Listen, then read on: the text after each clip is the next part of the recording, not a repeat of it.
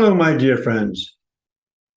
When you're learning English, I know how difficult it is, particularly when you've got targets or ambitions or goals that you have to meet, and the intensity that you're trying to absorb information and get it right.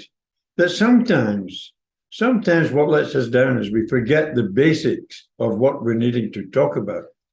And what I'm talking is about basic parts of speech.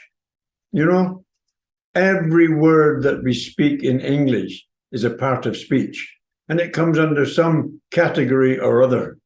And I just want to go across the basic categories again and remind us what they all are, because if you don't use these properly in your way you speak and the amount you're speaking, then it doesn't sound quite right, and it does detract away from the impression of fluency. So it doesn't do any harm now and again to revisit these and see what we might be missing. Okay, so what are the main parts of speech that we're talking about? We're talking about nouns, the name words. We're talking about verbs, the doing words. We're talking about adjectives, the describing words. We're talking about adverbs. We're talking about pronouns. We're talking about prepositions. We're talking about conjunctions, and we're talking about interjections. So, do you know what all of these are? You should do if you're trying to get your English fluency together. So, let's just take a few minutes in this video and recap on these points, these parts of speech. You know how they interconnect and pull all our fluency and our other aspects together. So let's have a look. So, parts of speech, why are they such a problem for many English learners when we normally cover these right back down in the basic learning of the English language? And I'll tell you why it is. It's because, you know, all these parts of speech have their various rules that we should abide to when we're using them. The problem is that in English, our wonderful English language, that there are so many exceptions to the rule, and to know all these exceptions takes a long time, much experience. So even the people that believe that they're going to aim for maybe a band 9 in IELTS or some high level of English, we can still get it wrong, and we can still miss out by the exceptions to the normal. But in this video, I'm not going to dwell on the exceptions too much. I will point out one or two, but we're going to go through the general rules, because there is no way you're going to learn all the exceptions except over time and the use of English. As we move through this video, I'm just going to be summarizing these slides that I'm putting up here for you to look at. I think it would be very beneficial if you paused the video at each of these slides and read the contents by yourself. As I say, I'm only going to be summarizing them and pointing out the main aspects of what we're talking about, the parts of speech. So let's start talking about nouns. Now, nouns, when I was a few years ago at school, I learned that nouns were was a part of speech that gave everything their names. And that still relates today. Nouns are naming words. They give the names to everything.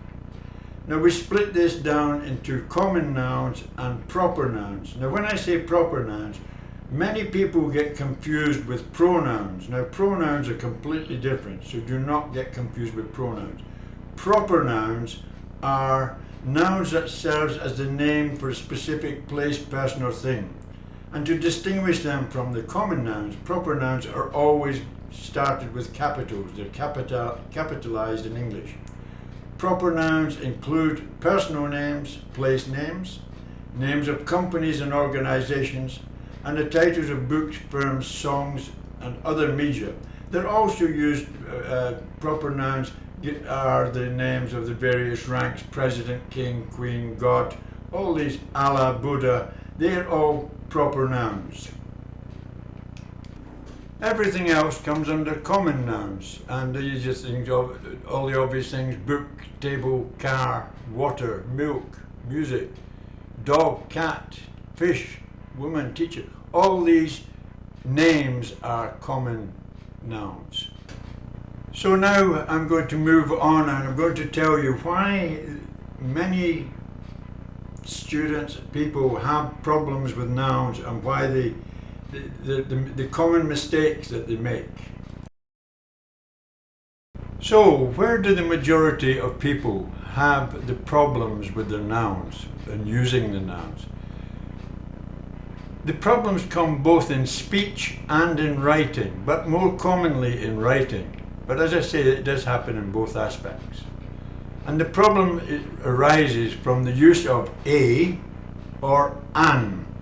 For instance, a box, a cat, a litre, a man, a woman, a yacht, or in proper nouns, a king, a queen, a bishop, etc.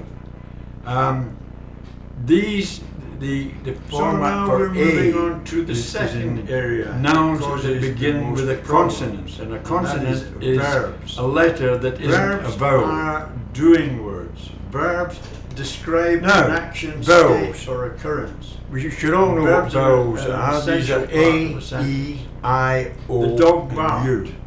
So, etc. Nouns that begin with a vowel, sing, be, and have. We proceed with an, A-N. Are you going home? Like an actress, David is writing a novel.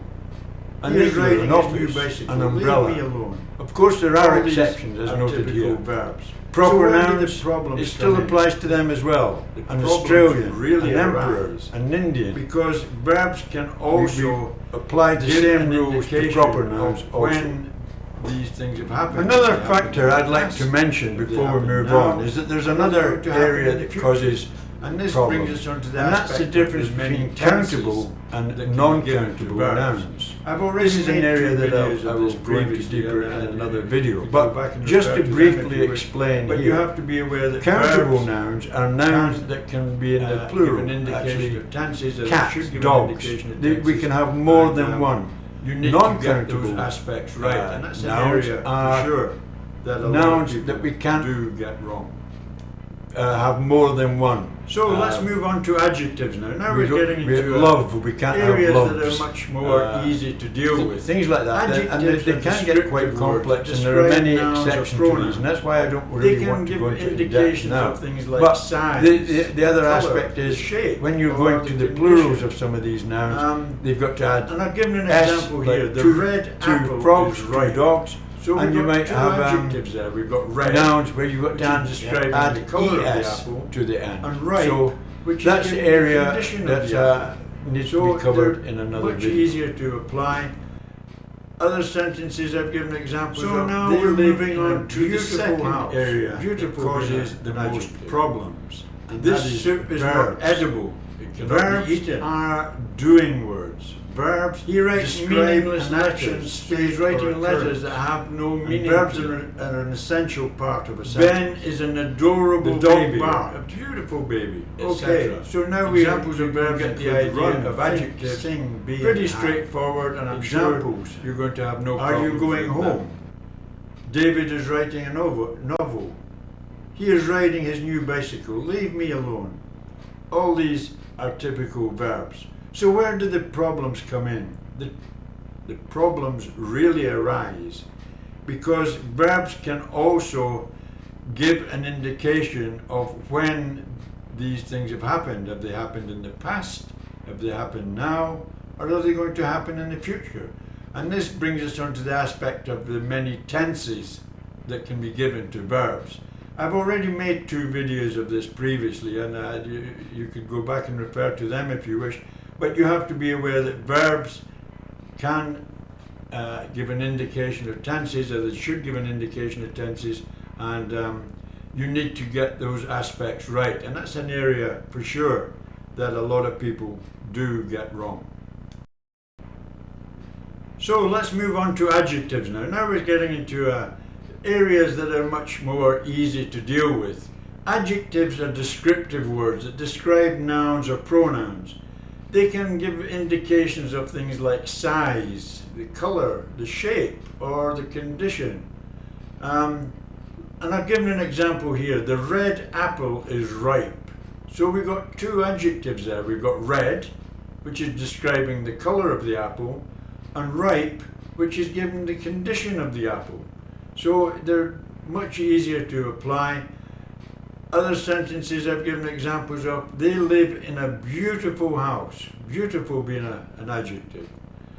This soup is not edible. It cannot be eaten. He writes meaningless letters, so he's writing letters that have no meaning to them. Ben is an adorable baby, a beautiful baby. Okay, so now you get the idea of adjectives. Pretty straightforward, and I'm sure you're going to have no problems with them. Now we're moving on to adverbs. Adverbs are words, once again, that are descriptive, and they modify verbs, adjectives, or other adverbs. They can indicate the manner or the frequency, the time, the place, or the degree, or other information about the word that they're modifying. Words like, they done it quickly, they done it well, it happens often, never has this happened, or there, where it's happened. So other examples, quickly, slowly, yesterday, last week. There, never, rarely, extremely, annually. So it gives you an idea of where these can be used, etc. in your normal conversation or in writing. The man went fishing. When he got there, the man saw other people. The other people were having a picnic. Doesn't sound right, does it? The lady went to the hairdresser's. The lady had her hair washed. The lady also had her nails done. Doesn't sound right, does it? And that's why we have pronouns. Pronouns can be used in place of nouns or noun phrases. They can be used to refer to people, animals, things, or even to other pronouns. Typical examples of pronouns include I, me, I, you, he, she, it, we, they, mine, etc. There's lots of pronouns that make our conversations and our writing much more interesting and not so repetitive, and that's why we use them. Once again, this should be fairly straightforward from students with a minimum of A2 ability. Being able to use pronouns should be no problem in writing or speaking. Prepositions. Think about it. Prepositions, positions, positions, locations. That'll help you realize what these are. Prepositions are words that indicate the relationship between a noun or a pronoun and other words in a sentence, the location or the position. They usually indicate the position of something in relation to something else. Examples of preposition include in, on, at, by, from, about. Sample sentences. He sat on the chair. There is some milk in the fridge. She was hiding under the table. The cat jumped off the counter. And Barry drove over the bridge. So it's just showing the relationship between the noun, the subject, and the other words in the sentence relating to the position or location. So once again, I hope you have no problem with that. Conjunctions. Once again, conjunctions. Junctions. Junctions join things. Junctions connect things. So conjunctions connect phrases, clauses, or sentences. They can show a logical relationship between the ideas expressed in the connected parts of the sentence. Common injunctions include and, or, but, because, so, yet, and although. Typical sentences: she cried because she had hurt his leg. My dog Tuppy likes to eat and sleep. I will find him wherever he may be. Tried to stay alert while driving at night. I came home after picking up my mum. She didn't like Tom until she met him.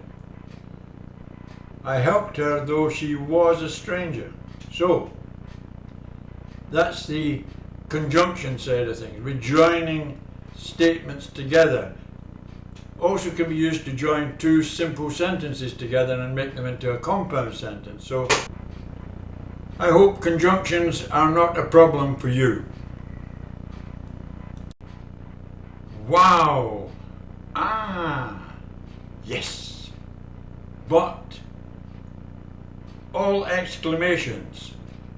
But they're known as interjections. And these are words that express strong or sudden feelings or emotions. And I'm sure we all use them many times. Great, that's it. These are all interjections. They don't add anything to the conversation. They don't give any grammatical statements, etc. They're just an exclamation of, or an interjection of some strong feelings. So that is interjections. Okay, folks, that brings us to the end of today's video, covering some basic parts of speech.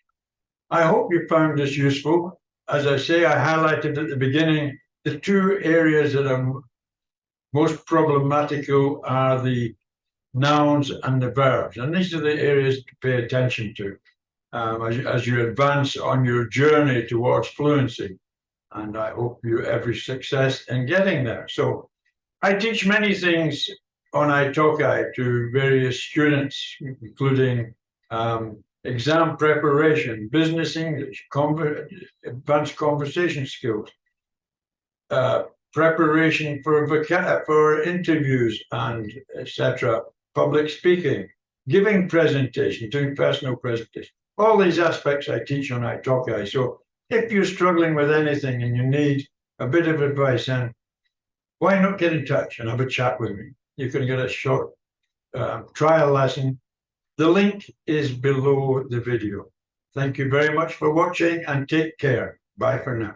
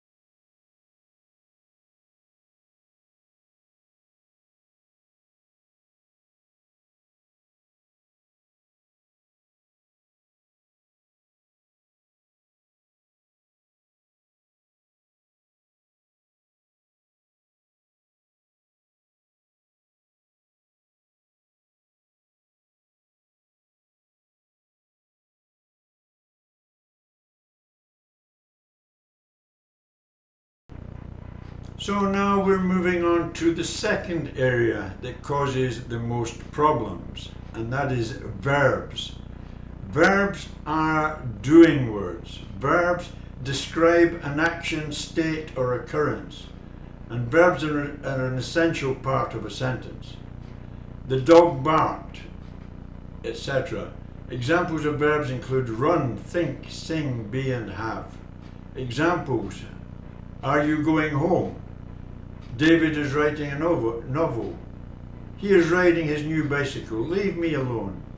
All these are typical verbs. So where do the problems come in? The problems really arise because verbs can also give an indication of when these things have happened. Have they happened in the past?